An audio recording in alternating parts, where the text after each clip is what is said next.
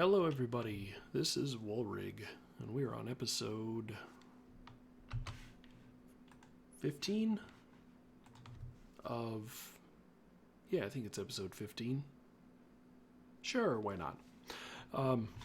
Episode 15 of Infinity Evolved Normal Mode. So, we've got fuel. Just about 50 buckets worth. And as you can see here, the whole contraption has stopped because I've run out of charcoal. So my engines are out of fuel over here, so they cannot provide power to the refinery. Little bit of note, if we take a look at what I've done here, I have added the redstone repeater that I talked about last time so that I can get all three of these engines with a signal sent to them. And then I did also replace the pipe in the middle here, the kinesis pipe, because I think I had cobblestone there before.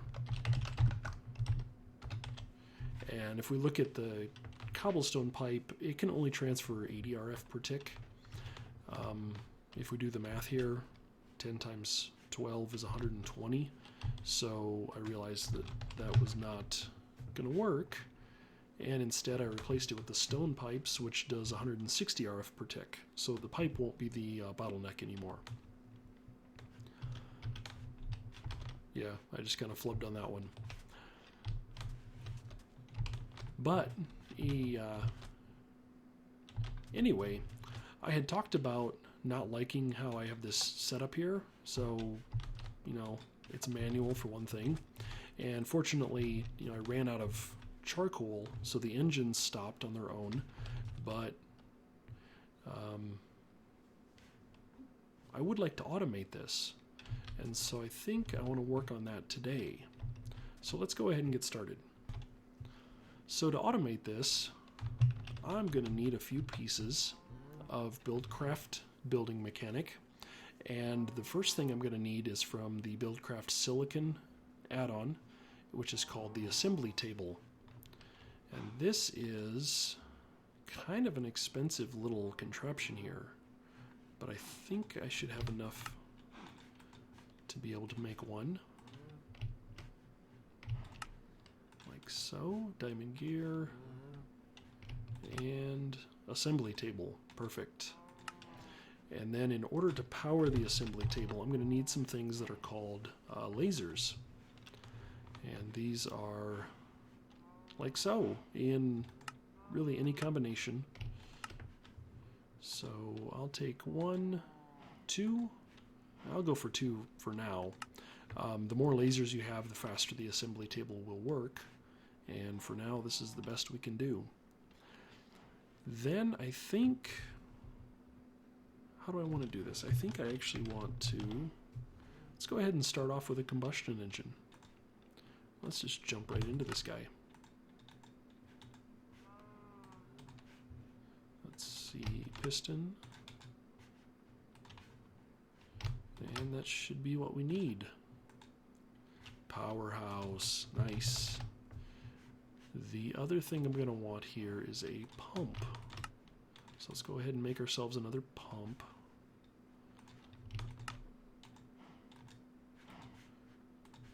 And I think I should have everything. I'm missing a bucket.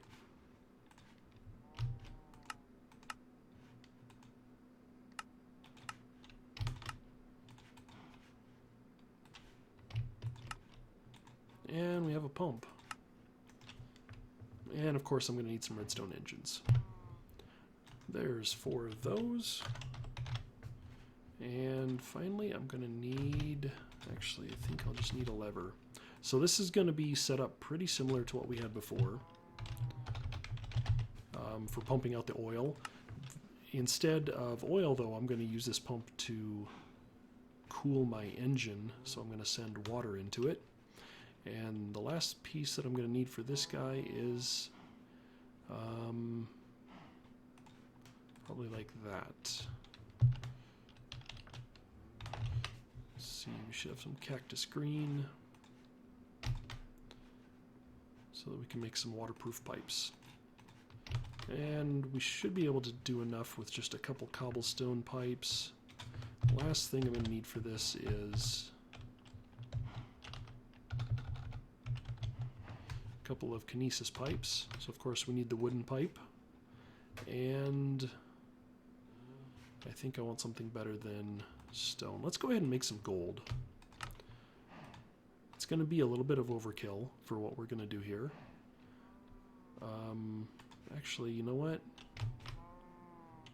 No, it won't. It's because this combustion engine can only send 60 RF a tick max, so that cobblestone pipe is going to be more than enough. Okay, I think I have what I need. So let me run back over here and let's get some things set up. Alright, over here. So I'm going to start with the pump. Just trying to decide where I want to put this. Let's kind of place everything here for now. So the pump, I'm going to just put him down like so. And he's going to lower down into the water.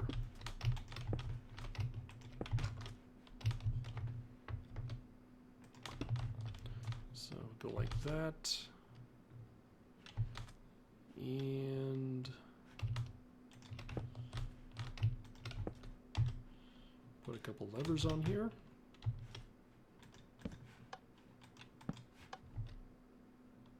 And that gets everything going. Cool. Then I'm going to need some fluid pipe off the top.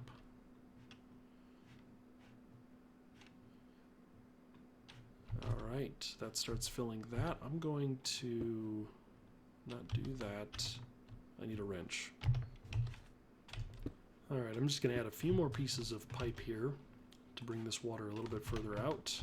And then before, I'm going to do this right this time, before I place the engine, I'm actually going to put my kinesis pipe, my wooden one, down, and that's going to help me orient the engine towards that. And so now we should see this guy start filling up with water, which is very good. And go ahead and put a couple of these down.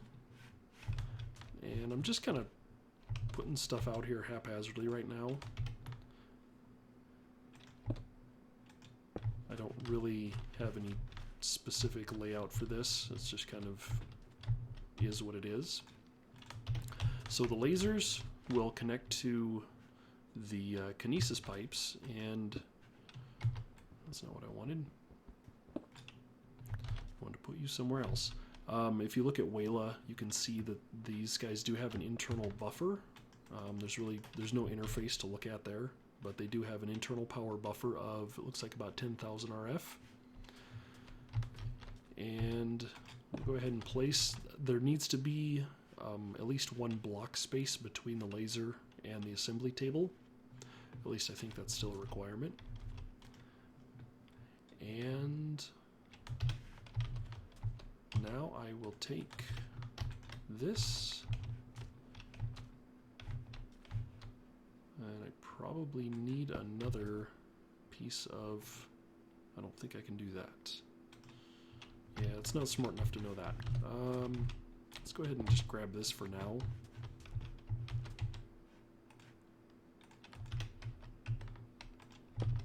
So I'll put that on the side, and if you remember, I told you last time, that's not what I want. I'm going to need another pipe.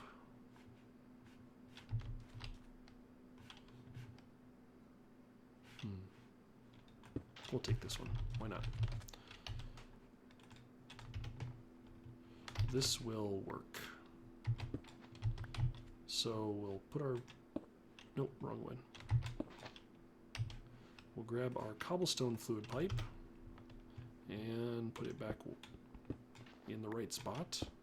There, we'll put our wooden one here, and then we'll go ahead and put the tank on top of this.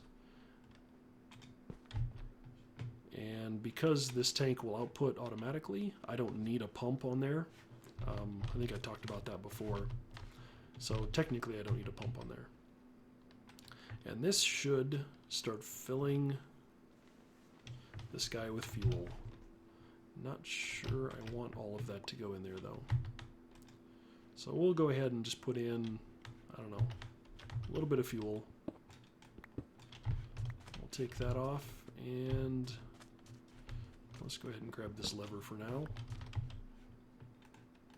Because just like with these engines, the last thing I need is a redstone signal. I go ahead and turn that on, and we've got power flowing. So these guys are going to fill up. You see their internal buffers filling up. And they will fill up pretty quickly, so I'm actually going to turn this guy off so that he doesn't waste any power. Looks good. Alright, and now the assembly table has a nice little interface.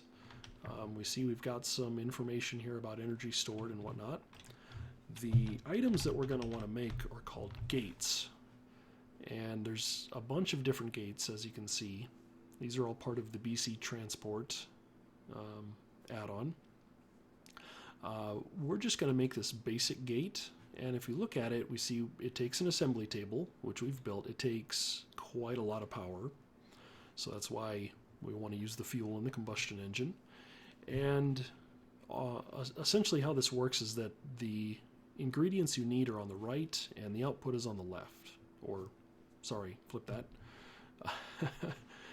The input is on the left and the output is on the right. So we need a redstone chip and a redstone wire. Redstone chips just come from redstone, and wire comes from any kind of red dye, redstone, and iron. So let's go ahead and get some materials and get to work on that. Alright, I went ahead and put one more thing here. I put a chest next to the assembly table because the way this guy works is that when he finishes crafting whatever it is he's crafting, he'll try to place it into the chest. If there's not one, it'll just throw it out into the world. So the chest is just going to be there to capture any of the output. So to start with, we need to make something called pipe wire. Red pipe wire. This is the basic. There's several different levels of pipe wire: red, blue, green, and yellow. They each take a different, basically just a different dye to work with. And if you look at these gates, like I said, we're going to start with the basic one. It tells you which wire it's compatible with. So we're just going to start with the basic one, which is going to be compatible with red. We can get, red and blue, red, blue, and green, red, blue, and then we get some of these higher ones using diamonds and emeralds, and an integration table in that case. So these get very expensive, and as you can see, lots of power requirement. But for now, like I said, we're going to start with the simple guys. So let's make some red wire. And to do that, it's just like it shows. We're going to take our rose red, we're going to take a piece of redstone, and a piece of iron. And when we do that, we get a couple of different options for the chips and whatnot that we can make. And if you notice, it hasn't started anything yet. It won't do that until I actually select what I want to make. So here I'm going to click the red wire, and what we should see is the lasers are going to start firing. And very quickly, we're done. Now the lasers have probably used up, they've used up some of their power. And so that there's still some in there, so we can do a few more things. So we've got some of these guys now. We need to make a redstone chip. So we're going to go ahead and do that, and I think we need, was it one per gate? And to start with, I think, let's do 3. Got an idea for our little setup here. So if we click on that, we'll see we're getting a good deal of power coming in as this guy works his way up, and we're out of power. So let's go ahead and get the engine started, and we'll get these lasers going again.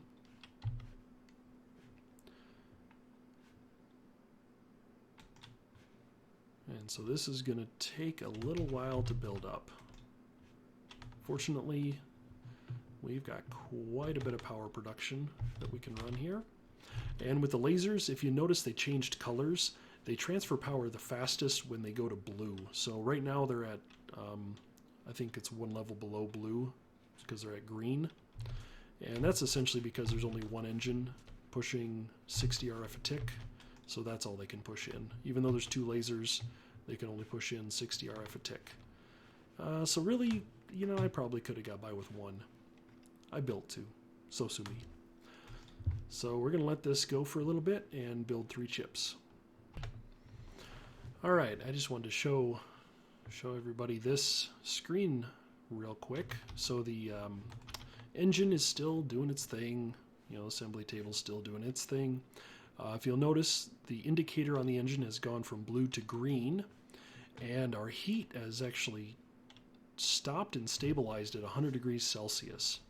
And if you'll notice, the water is kind of ticking away here, and that's because what's happening is that the engine is using the water to keep the heat at 100 degrees Celsius. So it's actually, it's essentially burning water to keep cool. And what you'll notice is that our pump is running every once in a while to keep these pipes full of water. And so as long as we keep the engine full of water, it can essentially run forever. If we have an issue where we run out of water, the engine will overheat and can eventually explode. I think it has to get up to about 200 degrees Celsius before it explodes. And I didn't look. This pack may actually have the explosions turned off. That's a configuration setting you can put on. I may go and turn that off because I like things that, you know, run the risk of exploding. I'm all for danger. Anyway, these guys are still running. We've got a little bit more time here to get some stuff finished, so I'll be back when that's done. All right, I've got the redstone chips and the wire, so I put those together. And I'm going to go ahead and just make a pair of gates right now. I'll make a couple of basic gates. So back when that's done. Okay, we got ourselves a couple of gates. So what we're going to do with these, oh yeah, I built another engine, by the way. This was going really slow. And because I've got lots of gold, I decided just to replace and put the gold kinesis pipes. These can run, it's like 2500, yeah, 2560 RF per tick. So yeah, these guys are not going to be a bottleneck. Anyway, what I'm going to do with these gates, and I realize now that I need a third one, but I'm going to go ahead, these gates can get placed right on pipes. So I'm going to place one there, and I'm going to place one there, and then I'm going to take a couple pieces of redstone wire, and the pipe wire kind of runs along the edges of the pipe, like so.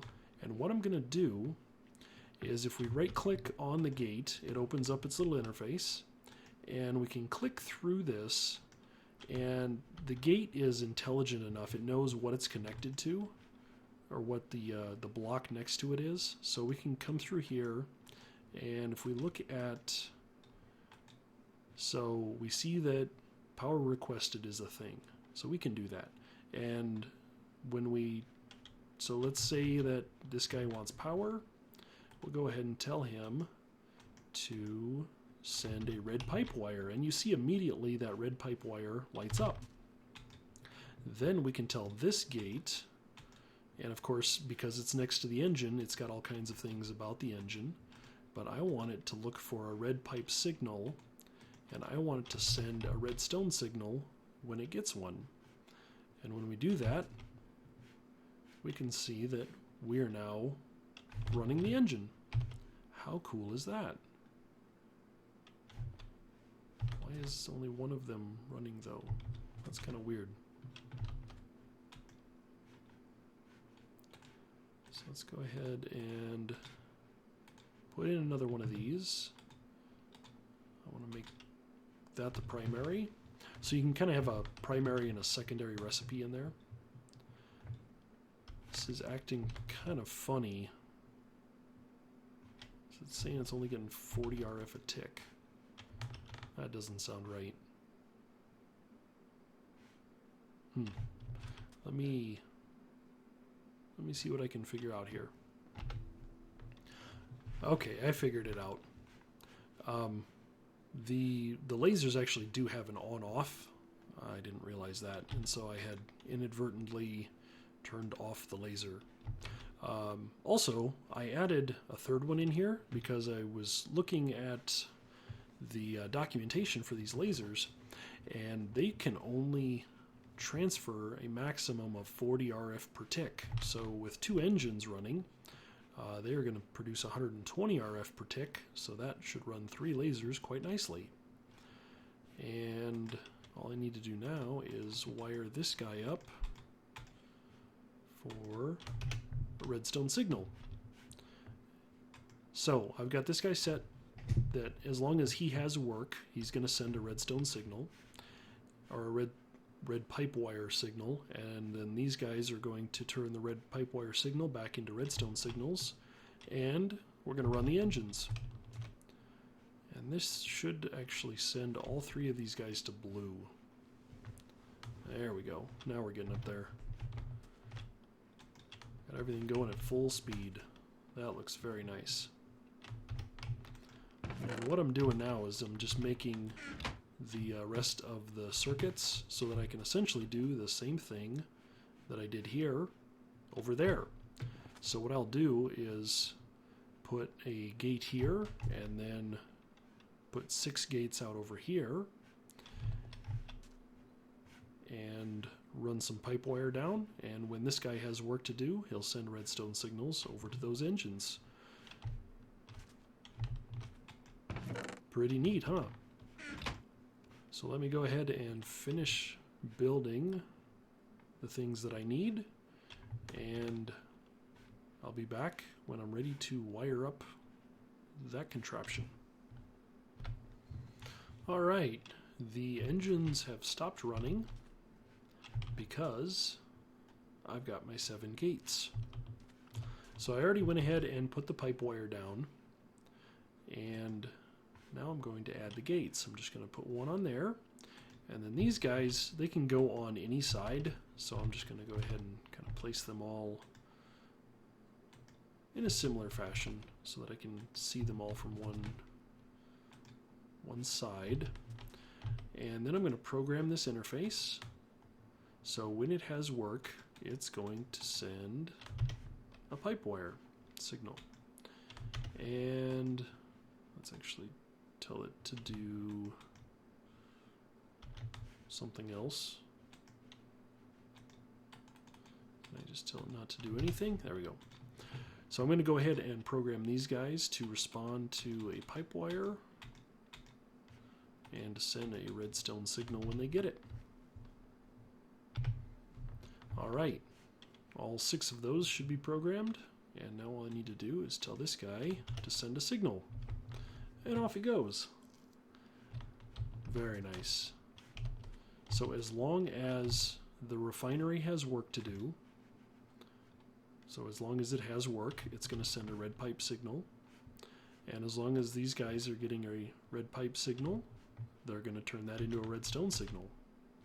And that's going to tell those engines to run. That is pretty well automated. There's probably one more thing I want to do, and I need to grab a few items, and then I think I'll be ready for it. Alright, the last thing I want to do with this setup, and then I'm pretty sure I will be just about done. I want to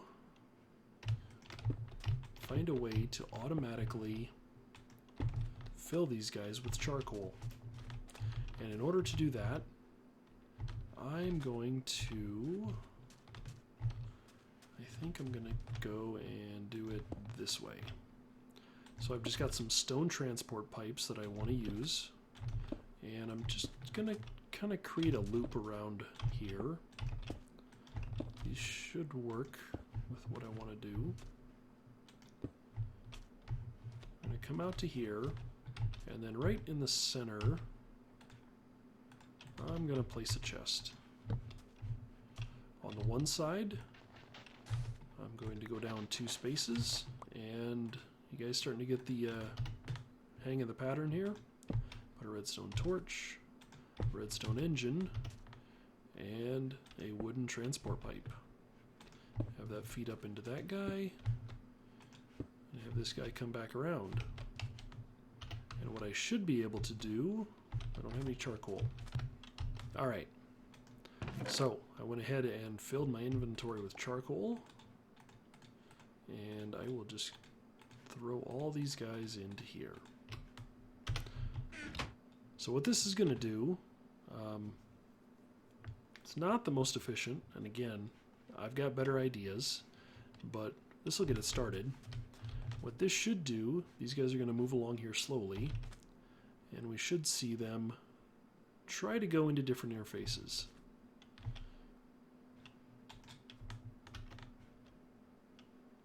And it's just going to work its way around.